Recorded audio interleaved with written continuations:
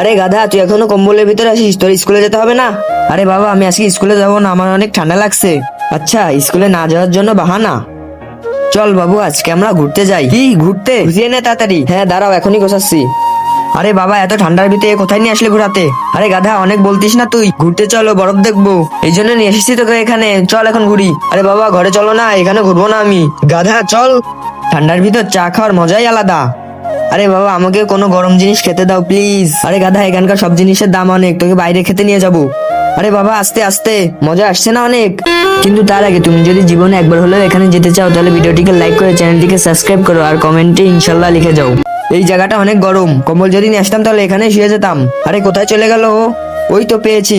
ওই গাধা, তাড়াতাড়ি বের হ। বের হবি নাকি বরফ ছুঁড়ে মারবো? হ্যাঁ বের হচ্ছি, প্লিজ বরফ ছুঁড়ে মেরো না। ওই চল, এখন আমাকে টান। এই তো টানছি।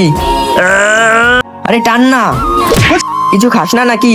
আরে বাবা প্লিজ বাসা চল, এখানে অনেক ঠান্ডা, তুমি যা বলবো আমি তাই করবো। আচ্ছা, সব কথা শুনবি তো? হ্যাঁ।